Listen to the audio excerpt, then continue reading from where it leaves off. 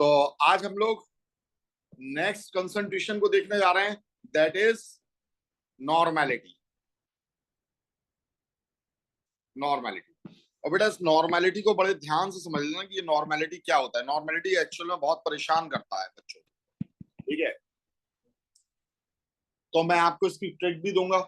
Normality आप with in seconds में निकाल कर फेंक दोगे अगर आपको मोलैरिटी मालूम है तो। आपको मोलैरिटी अगर निकालना आ गई तो नॉर्मेलिटी तो बच्चों का खेल है, ठीक है। कैसे वो भी बताऊंगा। पहले नॉर्मेलिटी को हम समझते हैं। नॉर्मेलिटी भी क्या है बेटा?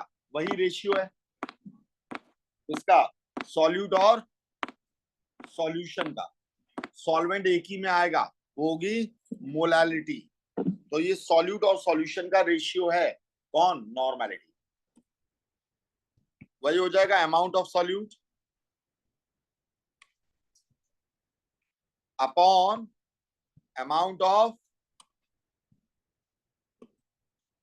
सॉल्यूशन। अब जो सॉल्यूट का अमाउंट होता है इसे किस में लिया जाता है? तो इसे लिया जाता है इक्विवेलेंस में। किस में लिया जाता है? इक्विवेलेंस में लिया जाता है। इक्विवेलेंस का ही दूसरा नाम होता है नंबर ऑफ इक्विवेलेंट वेट। जैसे नंबर ऑफ मोल्स होते थे वैसे ये होते हैं नंबर ऑफ इक्विवेलेंट वेट। तो नंबर ऑफ इक्विवेलेंट वेट को भी हम क्या कहते हैं? इक्विवेलेंस ही कहते हैं, ठीक है। समझ में आई है बात? इक्विवेलेंस को काहे से दिखाया जाता है? तो इसे ई क्यू से दिखाया जाता है। जबकि एक बात याद रखना, इक्विवेलेंट वेट को काहे से दिखाया जाएगा? इसे दिखाया जाएगा ई से। इक्विवेलेंट वेट अलग है, नंबर ऑफ इक्विवेलेंट वेट अलग है, ठीक है। बात समझ आ रही है? जैसे पेन का रेट अलग होता है, नंबर ऑफ पेन्स के रेट अलग होते हैं। एक पेन का रेट क्या है और नंबर ऑफ पेन्स, वो बात अलग हो गई, ठीक है। जैसे 20 रुपए का एक पेन आता है, 100 रुपए में कितने आ जाए? 100 मतलब 5। ये नंबर ऑफ पेन्स हो गए कि नहीं हो गए? तो बिल्कुल सेम ऐसे ही इक्विवेलेंट वेट अलग है, नंबर ऑफ इक्विवेलेंट वेट अलग है, ठीक है। इसके नंबर को फाइंड आउट करना। नॉर्मेलिटी को हम किस चीज से दिखाते हैं बेटा? तो इसे कैपिटल एन से दिखाते हैं। किससे दिखाते हैं? ठीक है। और इसकी क्या डेफिनेशन बन जाती है? नंबर ऑफ इक्विवेलेंट वेट या equivalence present in 1 litre of solution. 1 litre solution के अंदर कितने इक्विवेलेंस मौजूद होंगे, वही क्या होती है? वही होती है normality.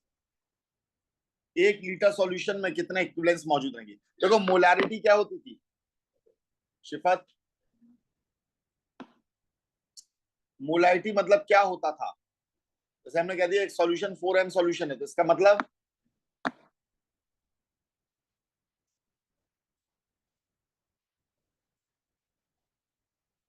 4 moles of what? Solute. 4 moles solute के प्रेजेंट है कितने में? 1 लीटर सॉल्यूशन में। 4m सॉल्यूशन का ये मतलब होता था।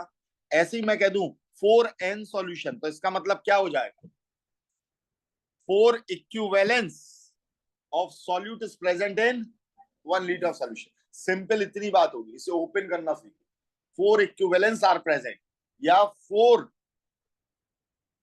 equivalent weights are present in 1 liter of solution. 4 equivalent weight are present in 1 liter of solution. समझ में आ गई बात? नहीं आई? बिल्कुल इजी है, नहीं है, ठीक है। तो अब नॉर्मेलिटी को बाद में समझेंगे, पहले हम इक्विवेलेंस को समझ लेते हैं और इक्विवेलेंट वेट को समझ लेते हैं कि ये क्या होता है, ठीक है। बहुत जरूरी है। तो नॉर्मेलिटी को अपन बाद में टच करेंगे, पहले हम टच करते हैं इक्विवेलेंट वेट को। तो सबसे पहले हम ये जानते हैं कि व्हाट इज इक्विवेलेंट वेट। शिफत क्या होता है बेटा? इक्विवेलेंट वेट क्या होता है? Any idea? पलक, कल्पना, श्रद्धा? पढ़ चुका है उसके बाद।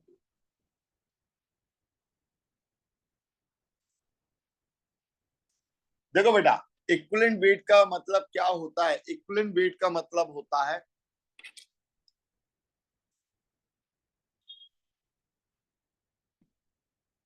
weight of any substance weight of any substance when its valency is 1, जब उसकी वैलेंसी कितनी हो 1 हो। ये इसकी यूनिवर्सल डेफिनेशन होगी, बुक्स में ये नहीं दी होती है, ठीक है। इससे अगर आप इस बात को समझ गए तो बहुत कुछ आप समझ गए। किसी भी सब्सटेंस का वह वेट जब उसकी वैलेंसी कितनी हो 1 हो, और ये बात सभी में लगी। इक्विवेलेंट वेट देखो निकालने के तरीके दिए जाते हैं बुक्स में, कैसे दिए जाते हैं, वो कहते हैं इक्विवेलेंट वेट निकालिए किसका, किसी एलिमेंट का, किसी एटम का इक्विवेलेंट वेट निकालिए। फिर वो किसी एसिड का इक्विवेलेंट वेट निकलवाते हैं, फिर किसी बेस का इक्विवेलेंट वेट निकलवाते हैं, फिर वो सॉल्ट का इक्विवेलेंट वेट निकलवाते हैं, फिर वो ऑक्सीडेशन और रिडक्शन रिड्यूसिंग एजेंट का इक्विवेलेंट वेट निकलवाते हैं। बात समझ आ रही है? यहां पर सभी जगह डेफिनेशन एक ही लगेगी, मतलब उसका मतलब यही होगा कि किसी भी सब्सटेंस का वह वेट जब उसकी वैलेंसी 1 हो, यही मतलब निकलता है। अब देख लेना, आपको खुद भी समझ में आ जाएगा। तो हम भी निकाल कर देखते हैं भाई, जैसा बुक्स में दिया हुआ है, फिर हम समझते हैं कि हमारी डेफिनेशन यहाँ इस पर कैसे लग रही है। और अगर आपने ये समझ लिया, अगर आपकी ये समझ में आ गया, तो फिर इतनी सारी चीजें याद रखने की जरूरत नहीं पड़ेगी आपको। कैसे समझना, इक्विवेलेंट वेट का बस एक ही फॉर्मूला होता है, और वो फॉर्मूला होता है किसी भी सब्सटेंस का एटॉमिक वेट, अगर वो एटम है तो एटॉमिक वेट, और अगर वह मॉलिक्यूल है तो मॉलिक्यूलर वेट। और इसे डिवाइड करोगे किससे, इसे डिवाइड करोगे आप एक एफ फैक्टर से, जिससे कई जगह एन लिख दिया जाता है, तो एन लिख लो या एफ, आपको मतलब मालूम होना चाहिए। एन एक्चुअल में हम लोग नंबर ऑफ मोल्स के लिए यूज करते हैं, इसलिए हम एन, मैं यहाँ एन को नहीं लेता।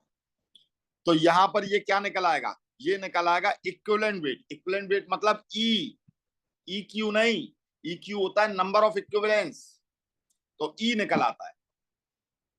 ये एफ फैक्टर क्या है, तो ये एफ फैक्टर अलग अलग चीजों के लिए अलग अलग हो जाता है। बस अब सभी जगह यही फॉर्मूला लगेगा, चाहे आप एटम्स के लिए निकालो, चाहे आप एसिड्स के लिए निकालो, चाहे बेसिस के लिए निकालो, चाहे सॉल्ट्स के लिए निकालो, चाहे ऑक्सीडाइजिंग और रिड्यूसिंग एजेंट के लिए आप निकालो, सभी जगह फॉर्मूला यही चलेगा, सभी जगह यही फॉर्मूला है, बस एफ की मीनिंग अलग अलग हो जाएगी। तो स्टार्ट करें, ठीक है। तो चलिए सबसे पहले हम लोग देखते हैं एलिमेंट्स के लिए। एलिमेंट्स के लिए अब देखो, एलिमेंट्स के लिए जो एफ फैक्टर होता है बेटा, वो क्या होता है, एफ फैक्टर बराबर होता है उसकी वैलेंसी के। किसके बराबर होता है, वैलेंसी के बराबर होता है। जैसे मैंने ये कहा कि आप सोडियम का इक्विवेलेंट वेट निकाल कर दिखाइए। तो सोडियम का अगर आपको इक्विवेलेंट वेट निकालना है, तो सोडियम का एटॉमिक वेट कितना होता है, 23। कितना होता है, 23। वैलेंसी कितनी होती है सोडियम की, वैलेंसी कितनी होती है, इलेक्ट्रॉनिक कॉन्फ़िगरेशन नहीं पूछ रहा हूँ, वैलेंसी पूछ रहा हूँ, कितनी होती है। अरे भाई +1 ही तो चार्ज लेकर आता है सोडियम, क्या सोडियम पर कभी +2 देखा है? अगर नहीं है याद तो आप करते जाना, जो जो मैं कहता जा रहा हूँ उसे से करते जाना, ठीक है। सोडियम की वैलेंसी कितनी होती है, +1 होती है। कितनी होती है, +1 होती है। तो यहाँ एफ फैक्टर कितना हो गया, 1 हो गया। तो जो इसका एटॉमिक वेट है वही इसका इक्विवेलेंट वेट है। इसका एटॉमिक वेट और इक्विवेलेंट वेट कैसा है, सेम है। अब मैंने कहा कैल्शियम, कैल्शियम का एटॉमिक नंबर मालूम है, 20 होता है, तो एटॉमिक वेट कितना हो जाएगा, जस्ट डबल 40। तो इसका अगर इक्विवेलेंट वेट निकालना है तो इसका एटॉमिक वेट कितना है, 40। क्या कैल्शियम पर कितना चार्ज आता है आपको मालूम है, +2 चार्ज आता है। तो बताओ इसकी वैलेंसी कितनी हो जाएगी, 2। कितनी हो जाएगी, इसकी वैलेंसी हो जाएगी 2, और यही इसका एफ फैक्टर हो गया। तो अब इसका जो इक्विवेलेंट वेट निकला वो कितना निकला, 20 निकला। तो क्या इसका एटॉमिक वेट और इक्विवेलेंट वेट बराबर है, नहीं, दोनों अलग अलग है। 40 इसका क्या है, एटॉमिक वेट, और इसका इक्विवेलेंट वेट कितना है 20। अलग हो गया कि नहीं। एल्यूमिनियम, एल्यूमिनियम का एटॉमिक वेट कितना होता है, तो एल्यूमिनियम का एटॉमिक नंबर 13, एल्यूमिनियम का एटॉमिक नंबर 13। तो एटॉमिक वेट कितना हो जाएगा, 13 का डबल 26, और 26 में एक बढ़ा दो तो कितना हो गया 27। ठीक है, तो ये हो गया 27, और इसकी वैलेंसी कितनी होती है मालूम है, +3 होती है। +3 होती है तो हम क्या कर देंगे, 3 से डिवाइड कर देंगे। तो इसका देखो एटॉमिक वेट और इक्विवेलेंट वेट अलग अलग हो गया कि नहीं हो गया। एटॉमिक वेट का 1/3 हो गया इक्विवेलेंट वेट। तो क्या ये फंडा आपको समझ में आया है। अब कुछ एक सब्सटेंस होते हैं, कौन से होते हैं, Fe, जैसे Fe में +2 होता है और +3 होता है, तो फिर वहां किससे डिसाइड करेंगे, तो वहां आपको पर्टिकुलर केस दे रखा होगा।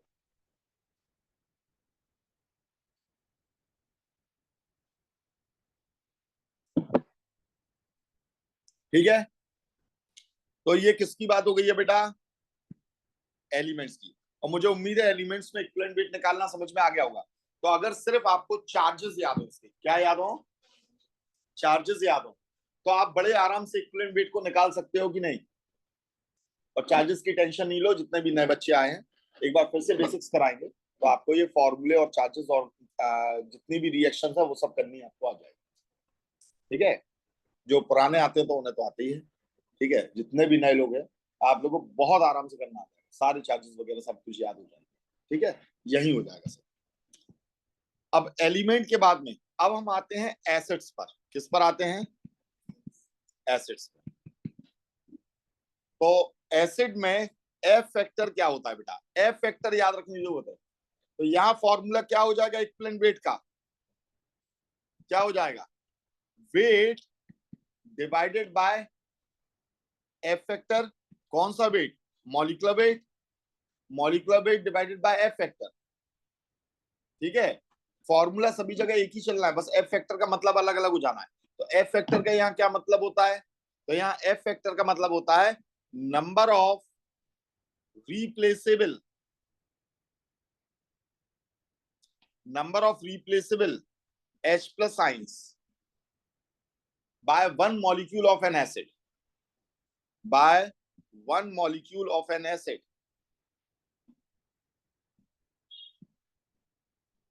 ये एफ फैक्टर होता है। ठीक है, यहाँ एक एक वर्ड बहुत इंपॉर्टेंट है। अब जरा यहां समझना, मैंने ये बोला, यहां देखना बेटा, मैंने बोला कि HCl का इक्विवेलेंट वेट निकालिए। तो HCl का मॉलिक्यूलर वेट कितना हो जाएगा, क्लोरीन का 35.5, हाइड्रोजन का 1 जोड़ दिया तो 36.5, कितना हो गया, एफ फैक्टर कितना हो जाएगा, 1 हो जाएगा। क्यों हो जाएगा, एक ही तो H+ दे रहा है, ये एक ही तो H+ दे रहा है, तो एफ फैक्टर कितना हो गया 1। तो जो इसका मॉलिक्यूलर वेट है वही इसका इक्विवेलेंट वेट है। तो यहाँ मॉलिक्यूलर वेट और इक्विवेलेंट वेट दोनों एक दूसरे के क्या हो गए, क्या हो गए, बराबर हो गए। इक्विवेलेंट वेट और मॉलिक्यूलर वेट एक दूसरे के क्या हो गए बेटा, बराबर हो गए। क्यों हो गए, क्योंकि एफ फैक्टर 1 है। देखो आप समझ रहे हो ना कि यहाँ इक्विवेलेंट वेट का ये एफ फैक्टर का मतलब क्या हो रहा है। देखो हमारी डेफिनेशन कहां से काम कर रही है, कैल्शियम 40 किलो का एक केक है ना। मैंने क्या कहा, इक्विवेलेंट वेट का मतलब क्या होता है पलक, जब उसकी वैलेंसी क्या हो 1 हो। कैल्शियम की वैलेंसी कितनी होती है, +2 होती है। हमें तो वह वेट चाहिए जिसकी वैलेंसी 1 हो। तो जब 40 किलो का ये पूरा एक केक है और इसकी वैलेंसी +2 है, तो इसका हैप्पी बर्थडे बना दो, आधा कर दो, तब आधे की वैलेंसी क्या हो जाएगी, +1, और इसकी क्या हो जाएगी +1। तो अब वेट कितना आ गया इसका, 20 आ गया कि नहीं आ गया। तो यही 20 तो इसका इक्विवेलेंट वेट हो जाएगा।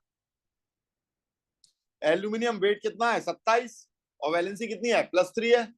तो भैया 3 हिस्से कर लो, है ना, 3 हिस्से कर लो, एक हिस्से की वैलेंसी कितनी हो जाएगी +1 हो जाएगी, वही इसका इक्विवेलेंट वेट कहलाएगा बेटा। देखो ये इक्विवेलेंस और इक्विवेलेंट वेट जो होता है ना, ये बहुत बड़ा फैक्टर होता है। आपको मालूम है, रिएक्शन में अगर हम कभी भी रिएक्शन करते हैं और प्रोडक्ट बनाते हैं तो क्या चीज बराबर होती है, तो बराबर हमेशा ना तो नंबर ऑफ मोल्स होते हैं, ना वॉल्यूम बराबर होता है, ना वेट बराबर होता है। समझना बात को, कोई चीज बराबर नहीं होती, बराबर सिर्फ एक ही चीज होती है, वो होते हैं इक्विवेलेंस। एक रिएक्टेंट के दूसरे रिएक्टेंट से कितना रिएक्ट करेगा, वो उसके इक्विवेलेंस के बराबर। अगर एक का एक इक्विवेलेंस लग रहा है तो दूसरे का भी एक इक्विवेलेंस लगेगा और प्रोडक्ट भी एक ही इक्विवेलेंस बनेगा। मतलब अगर ये इक्विवेलेंस की फिनोमेना आती है ना, तो बैलेंसिंग जैसी चीज ना चुटकियों में हो सकती है, आप सोच नहीं सकते हो। इक्विवेलेंस ही तो बराबर करना है, और इक्विवेलेंस आपको निकालना था, आप तुरंत उतना उतना वेट रखते जाओगे, नंबर ऑफ मोल्स निकालते जाओगे, उतने उतने मोल्स को उठा के रखोगे और ऐसे बैलेंस हो जाएगा। मतलब बैलेंसिंग करने के बहुत सारे तरीके होते हैं, ठीक है। तो बहुत ही आसान होता है, बहुत ही आसान होता है अगर इक्विवेलेंस आपको समझ में आ रहा है। और इक्विवेलेंस का स्पेशली रोल आपका इलेक्ट्रोकेमिस्ट्री में भी बहुत ज्यादा है। 12th में जो आप इलेक्ट्रोकेमिस्ट्री पढ़ोगे वहां ये आपका इक्विवेलेंस फैक्टर भी निकल कर आता है, क्योंकि इक्विवेलेंस में ही इलेक्ट्रोलिसिस होती है। इलेक्ट्रोलिसिस प्रोसेस जो रहती है वो इक्विवेलेंस में होती है, ठीक है। आगे समझ में, चलिए। तो एसिड में समझ में आया। शिफत, मुझे बेटा बताइए आप, H2SO4 का इक्विवेलेंट वेट कितना हो जाएगा बिटिया, बताइए फटाफट।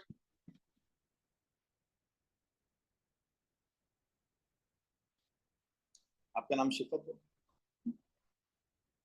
तो बताइए कितना हो जाएगा, कैसे। Very good. तो इसका मॉलिक्यूलर वेट कितना है, 98 है, और इसका एफ फैक्टर कितना हो जाएगा, 2 हो जाएगा। तो कितना निकला, 49 निकला, ठीक है। समझ में आ गई ये बात। अब मैंने कहा कि आपको देखिए, अब एक बहुत खास चीज बता रहा हूं मैं आपको। जैसे मैंने यहाँ पर एक रिएक्शन लिखी, मैंने रिएक्शन ये लिखी कि NaOH plus H2SO4 gives NaHSO4 plus H2। यहाँ टेम्परेचर मैंने रखा है बिलो 200 डिग्री सेंटीग्रेड। 10th में ये आईसीसी में पढ़ी होगी रिएक्शन आपने, बिलो 200 डिग्री सेंटीग्रेड पर ये इस टाइप की रिएक्शन। अब मैंने कहा find out equivalent weight of H2SO4, इसका इक्विवेलेंट वेट बताइए कितना हो जाएगा, कितना होगा, 49 होगा। नहीं, देखिए इक्विवेलेंट वेट की डेफिनेशन मैंने, एफ फैक्टर मैंने क्या बताया, नंबर ऑफ रिप्लेसेबल। मैंने ये नहीं कहा कि इसका हाइड्रोजन हाइड्रोजन कितना है, मैंने ये कहा रिप्लेसेबल हाइड्रोजन कितना है। इस रिएक्शन में इसने कितने H प्लस निकाले, जरा नोट करो। 2 थे, एक रह गया, तो कितने निकाले, एक ही तो निकाला। जब इसने एक निकाला है तो एफ फैक्टर 1 आएगा कि नहीं आएगा। हाँ, अगर रिएक्शन नहीं दी होती तो आप बिल्कुल 2 रखते थे, पर रिएक्शन दे दी ना आपको, तो इसमें ये कितने निकाल ला, एक ही निकाल रहा है ना, तो ये क्या हो जाएगा, 1 हो जाएगा। तो यहाँ इक्विवेलेंट वेट कितना आ जाएगा, 98 डिवाइडेड बाय 1, यानी कितना आ जाएगा, अगर रिएक्शन दी रखी है। रिएक्शन नहीं दिया तो बिंदास 2 रखो इसे। तो एक केस तो ये हो गया जो आपको याद रखना है, किसी भी एसिड के साथ आपको ये याद रखना है, रिएक्शन दी रखी तो बड़े स्मॉल का, क्यों कितने H प्लस एसिड में कितने हैं, और एसिड के बाद जो सॉल्ट बचता है उसमें कितने बचे, ये देखना है आपको, ठीक है। एक और स्पेशल केस है यहाँ, बहुत स्पेशल केस है। वो क्या होता है, वो होता है बेटा H3PO4, H3PO3 और H3PO2। बताइए यहाँ इक्विवेलेंट वेट कितना हो जाएगा बेटा, कुल मिलाकर एफ फैक्टर बता दीजिए आप, तो इक्विवेलेंट वेट तो हम कर लेंगे। इक्विवेलेंट वेट का फॉर्मूला क्या होता है, molecular weight divided by f factor. तो एफ फैक्टर कितना है यहाँ, 3 है। यहाँ एफ फैक्टर कितना है, 3 है। यहाँ एफ फैक्टर कितना है, 3 है। ये गलत हो गया, यहाँ एफ फैक्टर होता है 2 और यहाँ एफ फैक्टर होता है 1। जानना है इसका रीजन, जानना है नहीं जानना है, ठीक है चलिए इसका रीजन बताते हैं। ये बहुत इंपॉर्टेंट केस है, इसलिए हमने स्टार लगा दिया, दरोगा बना दिया इसे, इंस्पेक्टर बना दिया। और ये PO2 करना है मुझे, H3PO2, ठीक है। देखिए इसका रीजन हम लोग यहाँ पर समझते हैं, इसके स्ट्रक्चर देख लो आप, स्ट्रक्चर केमिकल बॉन्डिंग में बताए थे स्ट्रक्चर। सब पर पहले तिलक कर दीजिए, एक ऑक्सीजन को डबल बॉन्ड से लगा दिए। अच्छा, अब इधर कितने ऑक्सीजन बचे?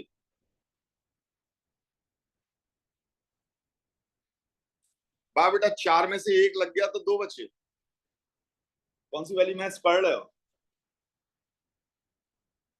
4 में से 1 लग गया तो कितने बचे? 2 बचे। हाँ, मतलब अपना कमीशन पहले निकाल लो, अपनी जेब में पहले रख लो एक ऑक्सीजन है। कितने बचे? 3 ना। 3 ऑक्सीजन को सिंगल बॉन्ड से लगा दो, ठीक है। अब 3 हाइड्रोजन लगा दो, ये लगा दिए। अब यहाँ कितने ऑक्सीजन बचे बेटा? एक ही बचा होगा, कह रहे हाँ। कितने थे ऑक्सीजन? अरे कितने हैं ऑक्सीजन यहाँ?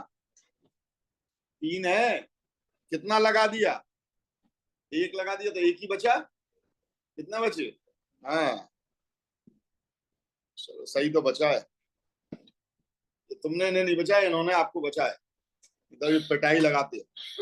तो अब यहाँ हमें 3 हाइड्रोजन लगाना है, तो एक हाइड्रोजन डायरेक्टली किससे लगेगा? फॉस्फोरस से लगेगा, क्योंकि अब ऑक्सीजन तो है नहीं है।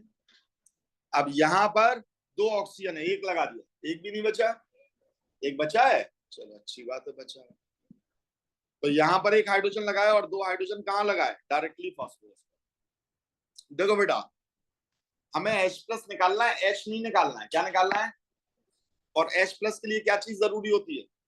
हाइड्रोजन अपना इलेक्ट्रॉन छोड़कर आए। क्या करके आए?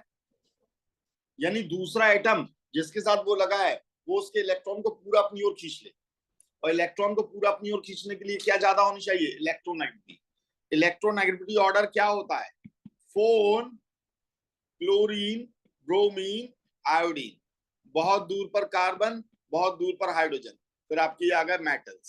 समझ में आ गई बात? तो देखो, इन सब में तो थोड़ी बहुत ताकत है कि ये हाइड्रोजन के अगर हाइड्रोजन से लग जाएंगे तो उसके दोनों इलेक्ट्रॉन को अपनी ओर खींच लेंगे। फॉस्फोरस यहां कहीं पाया जाता, उसमें इतनी ताकत नहीं है भाई, उसकी इलेक्ट्रोनेगेटिविटी इतनी हाई नहीं है। तो कुल मिलाकर यहाँ पर अगर हम H+ निकालेंगे तो कितने H+ निकलेंगे? एक ये निकलेगा, एक ये निकलेगा, एक ये निकलेगा, यानी यहाँ से कितने निकलेंगे? 3 H+। यहां से कब कितने निकलते हैं? हमेशा 2 H+ निकलते हैं। क्या निकलते हैं? ये वाला H+ नहीं निकल पाता है, ये हाइड्रोजन निकलेगा, H+ नहीं निकलेगा। फॉस्फोरस में इतनी ताकत नहीं है भाई, फॉस्फोरस से डायरेक्ट लगा है। तो यहां से कितने H+ निकलेंगे पलक? 2 निकलेंगे। 1 निकलेगा। कितना निकलेगा? 1 H+ निकलेगा। ठीक है, कुछ लोग जागते हुए भी सोते रहते। फिर मनोज कुमार बनिए। ठीक है भाई, तो ये कितने H+ दे रहा है, क्या ये समझ में आ गया? नहीं आया? तो इनके केसेस में याद रखिएगा, अगर इसका इक्विवेलेंट वेट निकालते हो तो F फैक्टर को याद रखिएगा बहुत अच्छे से। और दूसरी बात हमें क्या याद रखनी है कि अगर आपको रिएक्शन दे रखी है, क्या दे रखी है? अगर आपको रिएक्शन दे रखी है तो रिएक्शन में आप देखना कि वो कितने H+ दे रहा है। बस ये 2 बातें याद रखना। तीसरी एक और बात याद रखना, ये बताइए CH3COH कार्बोक्सिलिक एसिड, ये एसिटिक एसिड ले लिया, इसमें बताइए F फैक्टर कितना होगा? 4 होगा ना? देखो इसका स्ट्रक्चर देखो जरा, गलती तुम्हारी नहीं है, अभी ऑर्गेनिक केमिस्ट्री नहीं पढ़ी है तुमने। C++O OH, कितने H+ निकलेंगे? एक ही निकलेगा कि नहीं? ये वाला ओनली 1 H+। लगे यहाँ 4 है, पर ऑक्सीजन से एक ही लगा है कि नहीं? कार्बन तो देखो यहाँ आता है, जब फॉस्फोरस निकाल पा रहा, कार्बन निकाल लेगा बेटा। हाँ, तो हाइड्रोजन बस दिख रहे हैं तो नहीं चालू हो जाना गया भैया, हाइड्रोजन दिख रहा है सबको निकाल दो H+ के फॉर्म, है ना? ऐसा नहीं करना। अब आते हैं बेसिस में। बेसिस में भी सेम वही हो जाएगा, बस F फैक्टर को देखना है। F फैक्टर क्या हो जाएगा? तो ये हो जाता है नंबर ऑफ रिप्लेसेबल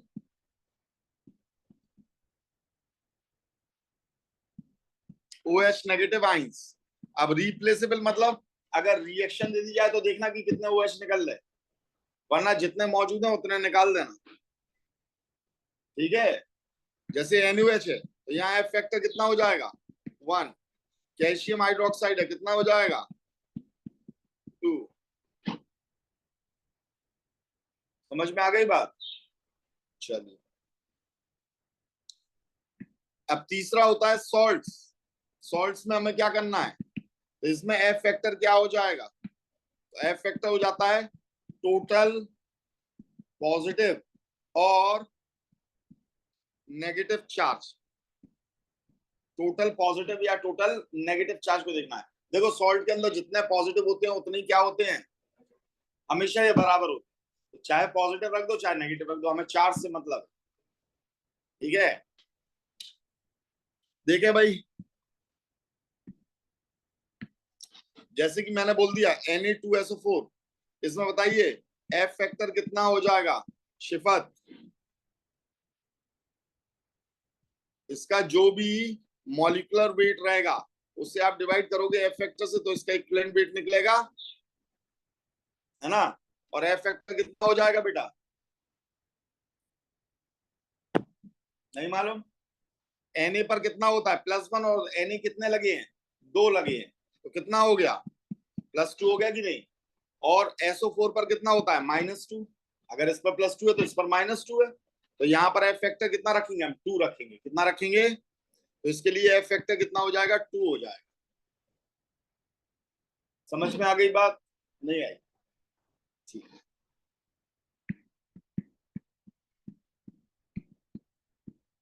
चलिए इसके लिए एफ फैक्टर बताइए मुझे।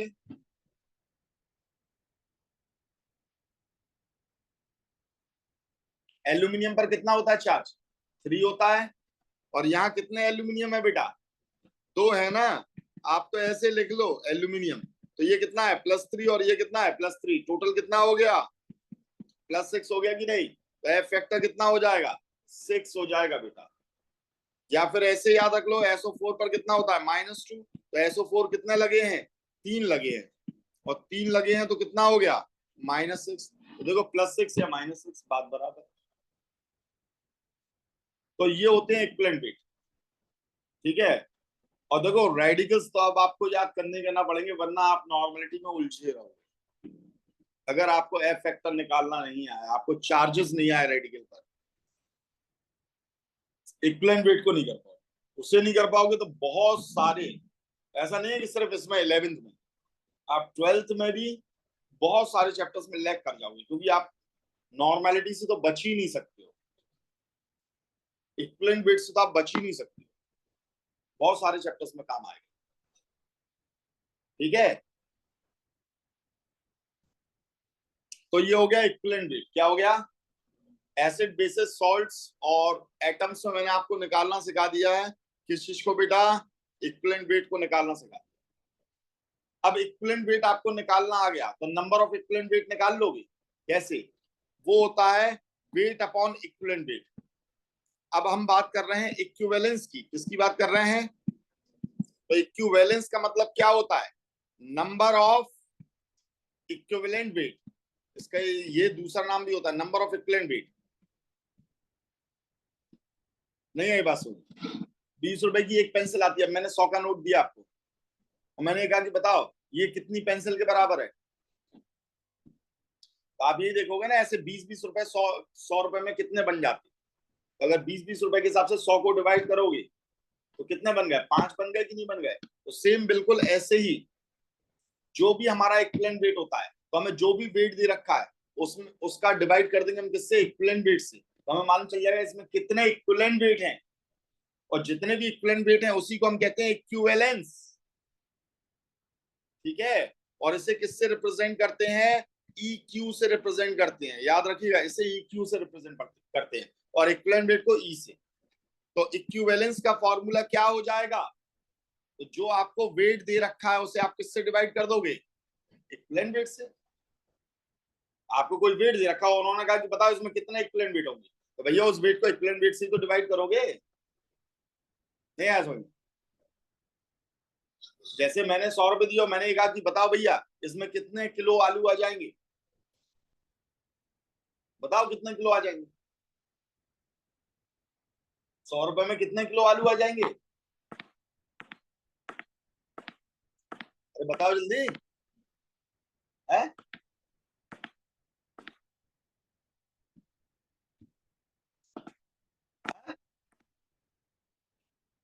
हाँ, ये क्वेश्चन होना चाहिए कि 1 किलो कितने का है, पहले ये तो बताइए। क्या चल रहे नहीं, अलग अलग टाइमलाइन में अलग अलग चलेंगे वो। 5 रुपए किलो अगर चल रहे हैं तो कितने आ जाएंगे? हाँ, 20 किलो आ जाएंगे कि नहीं आ जाएंगे भाई? 5 रुपए किलो चल रहे हैं तो कितने आ जाएंगे? अरे सब्जी लेना भी नहीं आती तुम लोगों को यार। 20 रुपए मतलब 20 किलो आ जाएंगे। अरे 10 रुपए चल रहे होते तो 10 किलो आते 100 रुपए में। 5 रुपए चल रहे तो 20 किलो आएंगे। सब्जी भी ना खरीद पाओगे तुम लोग। ठीक है, तो देखो कितने आ गए हैं, 20 किलो आ गए हैं कि नहीं आ गए हैं? तो बिल्कुल ऐसे ही, तो आपने ये देखा ऐसे 5 रुपए 100 रुपए में कितने बन रहे हैं। तो बिल्कुल यही तो मैं कह रहा हूं कि जो भी आपको वेट दे रखा है उसमें देखो कितने इक्विवेलेंट वेट है। अब मैंने कहा 5 का एक इक्विवेलेंट वेट होता है, तो 100 में कितने इक्विवेलेंट वेट बन जाएंगे? तो 20 ही तो बन गए। तो आपने क्या किया, 100 को डिवाइड कर दिया 5 से। तो आपने इस वेट को डिवाइड कर दिया किससे? इक्विवेलेंट वेट से। तो वो क्या बन गया? नंबर ऑफ इक्विवेलेंट वेट बन गया। ये फॉर्मूला हो गया इसका। हो गया कि नहीं हो गया? अब हमें क्या निकालना है? नॉर्मेलिटी निकालना है। क्या निकालना है? तो नॉर्मेलिटी का फॉर्मूला क्या होता है? अब आ जाओ मेन नॉर्मेलिटी पर। नॉर्मेलिटी का फॉर्मूला क्या होता है? नॉर्मेलिटी का फॉर्मूला होता है इक्विवेलेंस अपॉन वॉल्यूम। नॉर्मेलिटी मैंने बताया था ना, number of equivalent weight present in 1 litre of solution. कहा गया? ये equivalence present in 1 litre of solution, यही तो मैंने बताया था। नॉर्मेलिटी का क्या बताया था मैंने? Equivalence present in 1 litre of solution, या number of equivalent weight present in 1 litre of solution. तो बस यही तो हो गया, equivalence present in 1 litre of solution. तो हमने बी वॉल्यूम यहां पर रख दिया। हम कैसे ओपन कर सकते हैं? बिल्कुल ओपन कर सकते हैं। इक्विवेलेंस की जगह क्या लिख सकते हैं? Weight upon equivalent weight into volume. और वॉल्यूम किसमें होना चाहिए? लीटर में। लीटर में नहीं है तो ऊपर क्या कर दोगे? 1000 का मल्टीप्लाई कर दोगे। क्लियर है? तो देखो, इक्विवेलेंस का ये फॉर्मूला हो गया। इक्विवेलेंस का कभी कभी एक और फॉर्मूला आता है, क्या होता है बताओ? इस वाले से देख लो, एन इंटू बी। अगर नॉर्मेलिटी दे रखी है, वॉल्यूम दे रखा है, तो अभी तो इक्विवेलेंस निकाल सकते हो। तो इक्विवेलेंस के देखो दो दो फॉर्मूले बन गए कि नहीं बन गए? यहाँ एक हो गया वेट अपॉन इक्विवेलेंट वेट, एक हो गया normality into volume. Normality into volume. Clear है? इसका पावर जा रहा है, रुक जाओ थोड़ा सा चार्ज कर ले।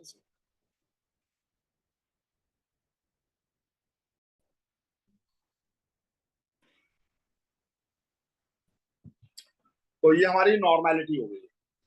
ठीक है, ये हमारी नॉर्मेलिटी। अब नॉर्मेलिटी और मोलैरिटी के बीच में क्या रिलेशन है, जरा इस बात को हम लोग यहाँ पर समझने जा रहे हैं। देखो बेटा, मोलैरिटी का फॉर्मूला क्या होता है? Weight upon molecular weight into volume. ठीक है, और नॉर्मेलिटी का फॉर्मूला क्या होता है? ये ऊपर लिखा ही है आपका।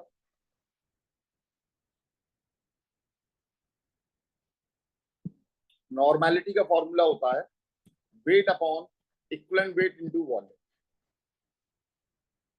हम इन दोनों को डिवाइड कर दें, तो अगर डिवाइड कर देंगे तो क्या क्या कैंसिल आउट हो जाएगा? एक ही सॉल्यूशन की नॉर्मेलिटी और मोलैरिटी दोनों निकालना है, तो दोनों में वेट सेम है, दोनों में वॉल्यूम सेम है।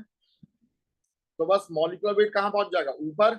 और इक्विवेलेंट वेट कहां जाएगा? नीचे। तो नॉर्मेलिटी और molarity, normality divided by molarity is equals to क्या हो जाएगा? Molecular weight divided by equivalent weight. ठीक है, और अगर आप मॉलिक्यूलर वेट को डिवाइड करते हो इक्विवेलेंट वेट से, तो क्या निकल कर आता है? तो देखो बेटा, आपने इक्विवेलेंट वेट का फॉर्मूला देखा था, क्या होता था? Molecular weight divided by f factor. Equivalent weight का यही फॉर्मूला तो था। मॉलिक्यूलर वेट डिवाइडेड बाय, तो f factor is equals to क्या हो जाएगा, molecular weight divided by equivalent weight. तो कुल मिलाकर फॉर्मूला क्या बन गया, n is equals to f factor बन गया कि नहीं बन गया, ये बन गया कि नहीं बन गया बेटा। तो बस अगर आपको एफ फैक्टर मालूम है, एफ फैक्टर क्या होता है, जो कि आपको वैलेंसी से मालूम चलेगा इसकी कितनी क्या वैलेंसी है। अगर ये एफ फैक्टर मालूम है और आपको मोलैरिटी मालूम है, तो मोलैरिटी में आप क्या कर दोगे, मोलैरिटी में एफ फैक्टर का मल्टीप्लाई कर दो तो आपकी नॉर्मेलिटी निकल आएगी। बहुत सिंपल सी बात है। जैसे फॉर एग्जांपल मैंने आपसे कहा कि 4.6 m H2SO4 का सॉल्यूशन है और इसकी क्या बताओ, find out normality, find out normality, ये बोल दिया। कोई और बच्चा होगा तो इसे कैसे ओपन करके करेगा, देखना 4.6 मोल्स मौजूद होते हैं किसमें, 1 लीटर सॉल्यूशन में, ठीक है। फिर वो नॉर्मेलिटी का फॉर्मूला लगाएगा कि भैया हमें मोल्स मालूम है, इतने मोल्स है, तो इसमें क्या निकालो, इक्विवेलेंट वेट निकालो, उस इक्विवेलेंट वेट को यहां रखो, उसके वेट को यहां रखो, इक्विवेलेंट वेट को यहां रखो, वॉल्यूम 1 लीटर यहां रखो, फिर नॉर्मेलिटी निकालो। ये तमाम चीजें करेगा ना।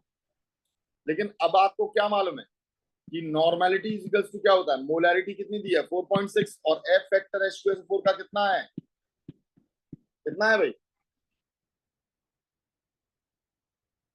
98 डिवाइड बाय 2, तो एफ फैक्टर कितना है 2, एफ फैक्टर तो 2 है ना, 2H प्लस निकालना है ना, तो बस यहाँ क्या कर दोगे, इंटू 2 ही तो कर दोगे। एफ फैक्टर उठाकर आपने कितना रख दिया, 2 रख दिया, तो 4 का डबल 8, 6 का डबल 12, 8 और 1 9, तो 9.2 नॉर्मेलिटी ये निकला है। और नॉर्मेलिटी की यूनिट एन होती है, कैपिटल है, सिंपली कैपिटल है। समझ में आ गई बात। इसकी यूनिट, यूनिट नहीं बताई है मैंने आपको, क्या यूनिट हो जाएगी, सिंपली कैपिटल एन। या फिर हम क्या लिख सकते हैं, इक्विवेलेंस पर लीटर, लीटर इनवर्स, ये इसकी यूनिट हो जाती है, ये इसकी क्या हो जाती है, यूनिट हो जाती है। अब इसमें भी वही चीज चलेगी, टर्मोलॉजी, टर्मोलॉजी क्या हो जाएगी, नॉर्मल सॉल्यूशन। नॉर्मल सॉल्यूशन का मतलब क्या हो जाएगा, 1n सॉल्यूशन। 1n सॉल्यूशन का मतलब 1 इक्विवेलेंस प्रेजेंट है, 1 इक्विवेलेंस प्रेजेंट है कितने में, इन 1 लीटर ऑफ सॉल्यूशन,